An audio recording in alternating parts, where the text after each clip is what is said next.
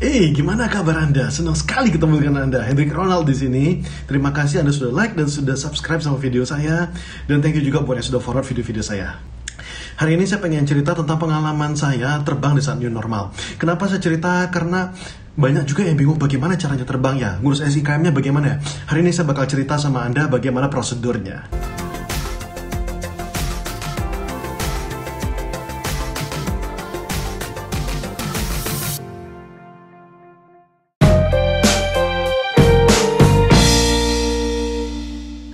Nah, perlu kita ingat dulu bahwa yang namanya new normal bukan berarti karena virusnya memang sudah habis, enggak. Ini memang perlu kita majukan, memang perlu kita laksanakan karena ekonomi kita tuh memang harus digerakkan. Karena pada saat saya mendarat di Cengkareng pada saat itu, sekitar tanggal 21 Juni gitu ya, sekitar 6 hari yang lalu, saya ngelihat itu benar-benar sepi banget. Supir taksi itu baru dapat order jam 6 sore, padahal ngantri itu dari pagi gitu. Dan tarifnya waktu itu cuma sekitar 150.000, sedangkan store-nya 160.000, 170.000. Ya saya kasih tips sama dia, tapi dia tetap butuh lebih daripada itu. Untuk bensinnya seperti apa? Nah itulah makanya ini memang harus cepat dijalankan, oke? Nah, saya bakal cerita sama Anda. Untuk terbang di saat sekarang itu yang diperlukan adalah yang pertama adalah KTP Anda, yang kedua adalah hasil bahwa Anda negatif. Hasilnya ini boleh dari rapid test, boleh dari PCR. Rapid test lebih murah, PCR lebih mahal. Rapid test itu berkisar sekitar 300.000. Kalau saya kemarin sekitar 295.000 pakai aplikasi Halodoc. Itu bisa drive thru sekitar 15 menit langsung selesai. Kalau pakai PCR itu jauh lebih mahal dan jauh lebih lama. Hasilnya bisa sampai berhari-hari kalau misalnya di daerah gitu ya. Itu makanya saya pakai yang rapid test aja. Rapid test sendiri berlaku nggak? Berlaku, tapi berlakunya selama 3 hari. Kalau misalnya PCR itu bisa berlaku sampai 7 hari.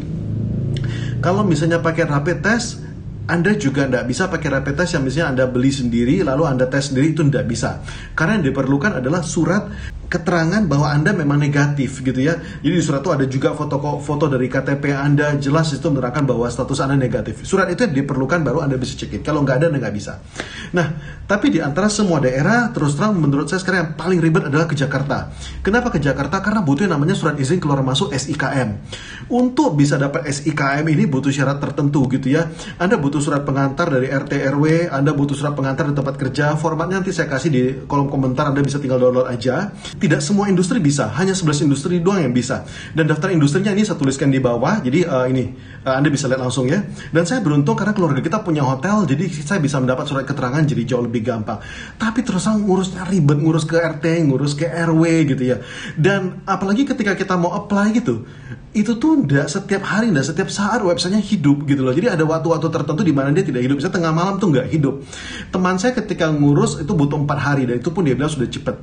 Saya bersyukur karena saya ngurus jam 6 sore, jam 9 malam sudah keluar. Tapi ngurus yang surat-surat sebelumnya itu yang ribet banget. Apalagi saya sudah 3 bulan nggak ke Jakarta, sehingga saya nggak bisa dapat surat dari Jakarta. Saya terpaksa pakai surat keterangan tuh, surat pengantar tuh dari RT RW di Pekanbaru. Nah itu yang ribet.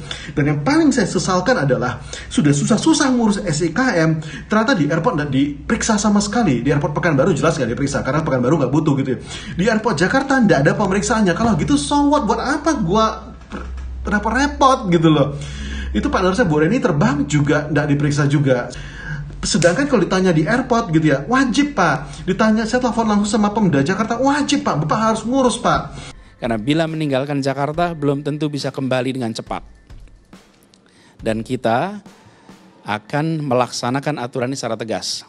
Bekerja bersama jajaran kepolisian, TNI, dan Pemprov menjaga perbatasan-perbatasan. Ada lebih dari 10 titik, dan semua titik-titik masuk di Jabodetabek ini akan ada pemeriksaan. Mereka yang tidak memiliki surat izin keluar masuk tidak akan dibolehkan untuk lewat. Saya coba lihat juga video yang lain, coba dengar dari yang lain, ternyata nggak diperiksa juga. Dia nggak buat SIKM, dia nggak diminta dan nggak ditanya SIKM sama sekali. Dan sesuai pengalamanku, asal kalian tahu, nggak ada pengecekan SIKM di bandara kedatangan maupun keberangkatan. Dan hari sebelumnya juga saudaraku terbang dari Pekanbaru ke Jakarta, padahal dia udah ngurus SIKM, dan nggak ada pengecekan SIKM sama sekali. Kesel banget saya gitu ya. Karena kalau nggak ada itu ya jadi jauh lebih gampang. Seluruh daerah lain ya pakai hasil tes negatif aja ya bisa gitu ya. Nah, kita lanjutkan.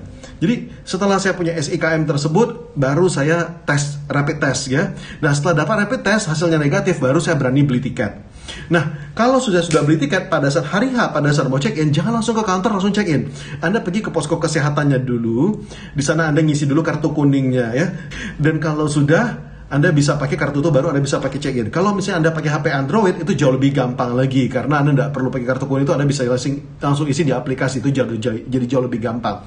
Nah, Anda check-in dan saya sedih ya karena di Pekanbaru itu biasa begitu banyak penerbangan. Pada saat saya terbang itu 2 flight batik yang saya punya yang pagi itu tuh digabungkan sama yang sore sehingga akhirnya saya terbangnya sore. Dan flightnya ya pas-pasan lah untuk bisa terbang, itu tuh jumlah penumpangnya pas-pasan gitu ya. Dan di bagian tengahnya mereka ikut dengan aturan pemerintah itu dikosongin. Nah, saking sepinya itu airport di Pekanbaru tuh nggak ada yang jual makanan. Saya makan terakhir tuh jam 10 pagi. Siang saya nggak makan. Saya berharap di pesawat dikasih makan. Tapi ternyata flight di bawah 2 jam sekarang nggak dikasih makan. Saya juga bisa maklum dunia industri penerbangan sekarang sudah begitu susahnya gitu ya. Maka saya maklum gitu ya. Dan di airport Pekanbaru itu Solaria ndak buka, McCafe ndak buka, yang buka cuma Indomaret doang. Saya berharap di pesawat dapat makan, ndak dapat makan juga.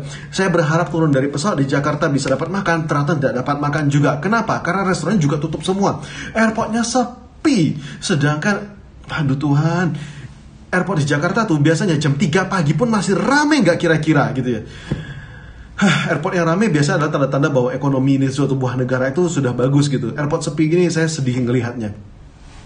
Nah, kita ketika mau boarding, kita disuruh bertahap gitu, yang belakang naik duluan, lalu yang tengah, lalu yang depan. Dan saya senang karena ada jaraknya, jadi kursi tengah dikosongin sehingga yang duduk tuh benar-benar di dekat jendela sama di gang saja. Dan itu para penumpang semua pada pakai masker, pramugari juga pakai masker, semua mematuhi protokol kesehatan, saya happy gitu. Ketika pesawat mendarat, itu dikasih pengumuman bahwa para penumpang mohon jangan berdiri dulu untuk segera mengambil bagasi Anda, tunggu dulu bergantian. Okay? Jadi pramugarinya tuh maju, lalu dia akan mengizinkan beberapa seat di depan, misalnya nomor 3 sampai nomor 8, silakan turun duluan gitu ya, dia nungguin dulu. Dan penumpang lain tetap nunggu dengan teratur. Kalau dibilang bahwa orang Indonesia tidak bisa teratur, enggak. Saya ngeliat sendiri, rapi, damai, tenang gitu, enak gitu ya. Dan kemudian setelah 5 nomor, baru 5 nomor berikutnya, baru 5 nomor berikutnya. Ketika ngambil bagasi juga para penumpang juga rapi, pada ngatur jarak. Dan kita pada sadar diri gitu ya. Ketika ada orang yang agak dekat sama saya ngomong sopan-sopan, maaf, boleh kita jaga jarak. Dia juga, oh ya maaf Pak gitu ya. Saya senang karena orang Indonesia kita tahu bahwa kita harus menjaga jarak. Jadi kalau ada yang protes bahwa ini kalau misalnya sudah dapat tes PCR atau rapid test itu dianggap sebagai immunity, enggak juga gitu ya.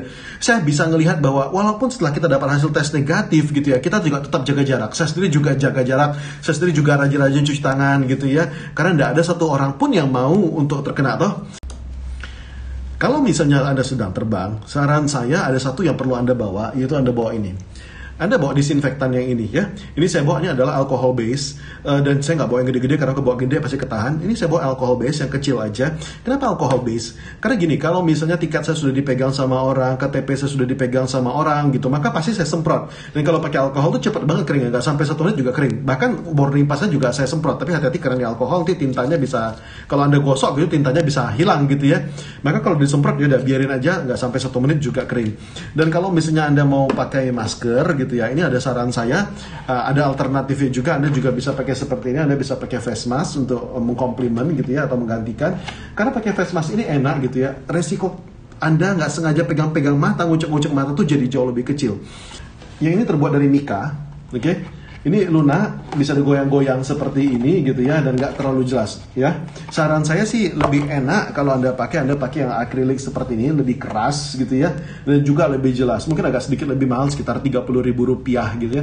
Tapi menurut saya ini jauh lebih worth it untuk dipakai dan jauh lebih nyaman juga untuk dipakai. Beberapa penumpang pakai face mask ini, pakai face shield ini dibandingkan dengan masker. Kalau Anda bingung perbedaannya seperti apa dengan masker, di video ini ada linknya di atas. Anda silakan cek, Anda nonton video saya, oke? Walaupun pada faktanya ketika sudah terkena, itu semua biaya pengobatan akan ditanggung oleh pemerintah. Jadi Anda bayar BPJS atau enggak, tetap akan ditanggung sama pemerintah karena sudah dapat instruksi dari Presiden. Bahkan WNA pun yang kebetulan berada di Indonesia, mereka pun tidak harus menanggung biayanya sendiri. Itu ditanggung juga sama pemerintah, jadi jauh lebih enak. Oke? Nah, jadi saya simpulkan, kalau mau terbang Anda butuh apa? Yang pertama Anda butuh KTP, yang kedua Anda butuh hasil tes negatif, yang ketiga adalah kalau Anda ke Jakarta, Anda butuh SIKM. Tapi jujur saya menyesalkan sekali karena SIKM ini setelah diurus begitu susahnya, begitu repotnya, begitu lama, yang ternyata nggak dicek sama sekali. Ya why not, kalau memang nggak dicek ya dilepas aja gitu ya, pakai hasil tes negatif seperti daerah yang lain, semoga bisa terkontrol dengan baik. Dan kita doakan semoga wabah COVID-19 ini bisa segera berakhir sehingga ekonomi kita pelan-pelan bisa semakin naik. Oke? Semoga video ini bermanfaat. Kalau misalnya video ini bermanfaat, silahkan forward video ini kepada teman Anda. Saya Hendrik Ronald, salam dahsyat buat Anda.